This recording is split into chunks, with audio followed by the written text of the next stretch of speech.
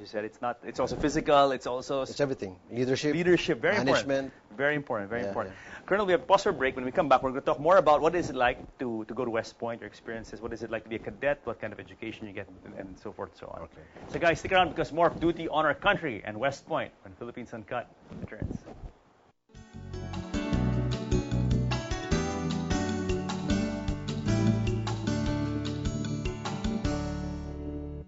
The Philippines is one of the 17 mega-diverse countries in the world.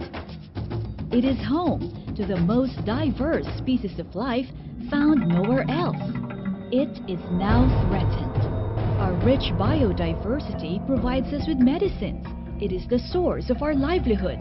It sustains and nurtures us. We are all connected. Save biodiversity.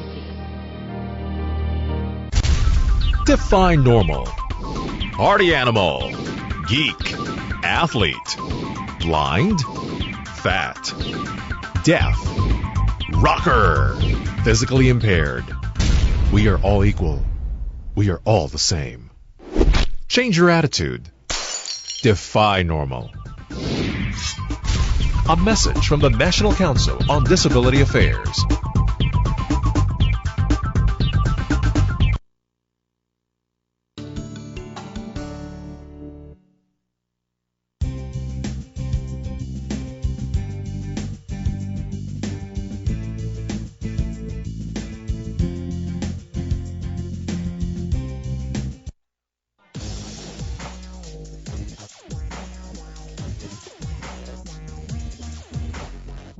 This is the story of summer training at the United States Military Academy.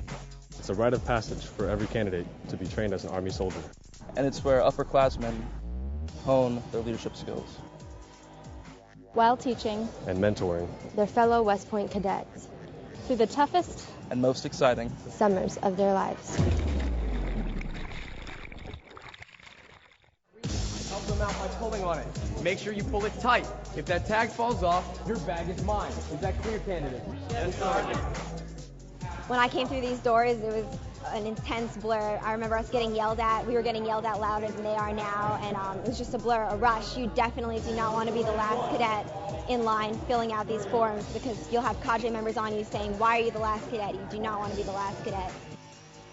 Good morning, my name is Tara Laxton. I'm a firstie here at West Point, and as you can see, our job is to facilitate the new cadets, or the cadet candidates right now, tying their luggage tags and moving them into the bus lines behind you. This is the first time the cadets are exposed to this environment from becoming a civilian, transitioning into a cadet. So we're expecting them to move fast, move on time, follow direct orders, and it's a pretty complicated process.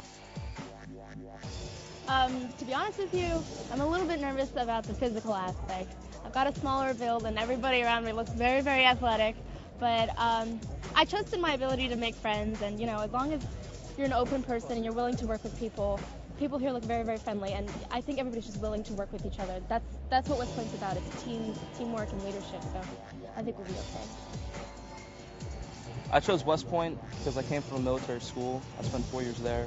So now after spending a few years there, I kind of realized that I kind of liked it and figured I'd just continue doing what I was doing. So 36 years ago, I'm in the same position that Jared is about to enter now. And I'm very, very proud of him and what he's accomplished and what he's really sought out after. This is his lifelong dream.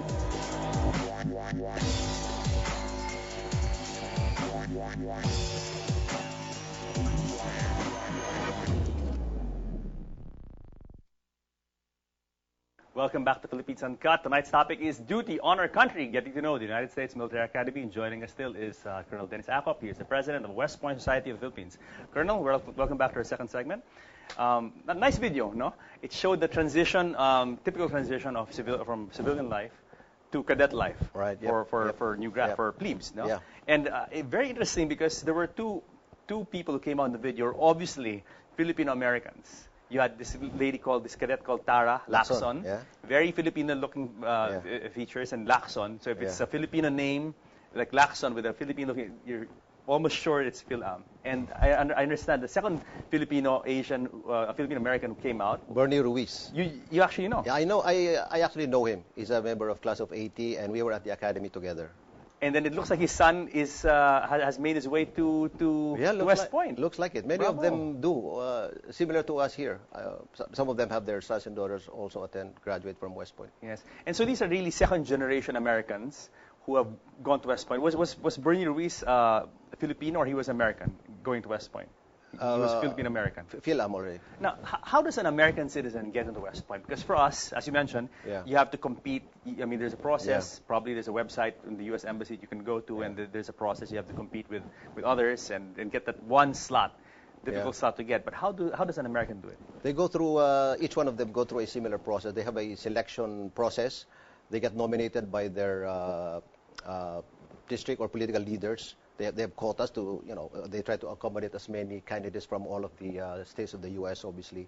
And so they go through a competitive selection process. And so eventually the candidates who get to go to the academy are really the cream of the American youth. Absolutely. What is the screening like for candidates to go West Point? Because it's not enough that you're smart, no? I mean, it's not enough you perform academically. Is it a holistic analysis or examination of the candidate? It's very holistic. Of course, the SAT plays a lot into it, but then again, we are aware that each academic curriculum consists not only of knowledge, but also attitude, character. So you have to have. I would imagine that you have to have some kind. You have to have displayed good moral character as among the requirements. Also, evidence of leadership.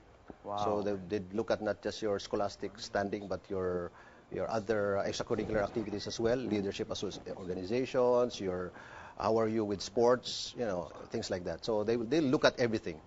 You're right, holistic. The competition in West Point must be quite tough, huh? Because everyone there is like either class president, student council president, involved in arts, involved in academics, sports, as you said. And, so it must be a very competitive environment. Indeed. Everyone is good, no? Indeed, buddy, truly. If you look at the survey of the qualifications of the candidates who are ultimately admitted into the academy, they're the valedictorians, they're the organization leaders, achievers. What is it like to be in the presence of this? And as you said, it's holistic. I mean, like in other universities, it's enough to be probably smart and score well in tests, and you're in. Yeah. But here, you also have to be, physically fit. You have to be sports-minded. You have to be. What is it like to be in such a competitive environment? Is it difficult? If you think about it, of course, there's the pressure right there. You feel that you're among the best of the best. No? But then again, when you go in, at least basing on my experience, the new cadet does not really have time to think too much of himself at that point, because he goes through beast barracks as we discussed, and so he's put in shock. You're all cut down to size. You probably saw the video, So this guy who thinks that he's so great, he was a stud and he was a leader when he was in high school. Then all of a sudden he goes into the academy and he's treated like the lowest existing individual, and so he gets a shock right there. And so the focus becomes survival. Are you one of those who will be successful in shedding off your civilian habits and transform into a potential military officer? So there's a rigid screening process that meets you right off the bat, and it continues beyond beast barracks all the way through plebe year, the rest of the academic year, and it doesn't even end there because even when you are successful in completing freshman year, then second year, which is yearling year, or third year, which is cow year, or fourth year, which is first year, cannot really be classified to be cruising along years. You have to continue your scholastic achievements. You have to continue performing as a leader, constantly tested by all the activities at the academy. Wow. You have to constantly demonstrate your leadership qualities, and each one will be given a chance to do that. So there are no riders. Each one is given a role. Yeah. Your role gets rotated, your rank gets rotated, so that you perform different roles while in the academy. Okay. Wow. As a plebe, you're a private. You don't get any role. Yes, but when you become like a sophomore, you can be an assistant corporal or something like that. I was. And then when you become a junior, then you become a corporal. And then when you become a graduating cadet, then you have the rank of a sergeant or a lieutenant or a captain. And depending on which position is given you, then it has corresponding responsibilities. And in order for each one to get a chance, you probably get a different rank and title and position for one semester, and a different one the succeeding semester, for you to be able to demonstrate your abilities wearing different hats. Sounds like a very tough 4 years, huh? Yeah. I mean, it's not an ordinary. It really is not an ordinary, like an ordinary civilian university or college. I mean, would you say the West Point is a 24/7 type of education? I mean, unlike in a civilian college or university, you go to your class, you leave it behind, that's finished. It's a 25/8. But it's a 25/8. Yeah, not that we're talking about it, it's coming back, you know. Yes. I try to put it to the dustbin of my brain, but now it's coming back. No, Colonel, just hearing about you describe it, it sounds very hectic. It sounds very tiring and very fulfilling, no, as well. Oh, indeed it was. I remember when we were cadets, it seemed like finally graduating from that institution was an impossibility. So when we actually graduated, we couldn't believe that we were actually graduating and leaving behind West Point, you know, because while we were in there, you know, I don't know. Now I probably know how seminarians felt, or people in prison feel. Those who aren't able to get away and just stay there the whole time. But then again, it's not really boring because they give you a lot of things to do, you know, constantly. Yeah. And so you get to get so busy. It goes by very fast, I assume, no? Because I mean, is there ever downtime? The weekends go very fast, but they're too short. They're too short. Yeah. So, Colonel, I mean, in West Point, life in West Point, would you say the weekends are downtime? I mean, is that the usual thing? Do you get weekends off? Do you get Sundays off? The weekends are basically downtime, beginning with Saturday afternoons and the whole of Sunday downtimes. Are you allowed to go to New York City, which is a bus ride away or a train ride away? Yeah, you are, but there are certain limits depending on the privileges that are allowed you. And the saying, rank has its privileges, literally apply to West Point. You know? So the graduating cadets, the fourth year people, have more privileges, and they get to go to New York more than the plebes. The plebes probably never. Of course. Now, as a foreign cadet, a non-American, going to West Point, what is the most challenging? I don't want to say difficult. The most challenging aspect for you of attending the point? Well, for me, and I'm pretty sure it's probably similar with a lot of the foreigners who go there. There's really two adjustments that hit you as soon as you hit land in the U.S. You know, you're adjusting to a different culture, from the Filipino culture to a foreign culture. And externally, and then internally, when you go into the academy, you're adjusting from civilian life to military life. So two major adjustments happening simultaneously. So, but then again, of course, when I went there, I didn't have a chance to adjust yet to the external environment because I was inside the academy for most of the time, especially my first year. But when we got a chance to go outside the academy, then that's when I got to know the American society more and more. And the real world, so to speak.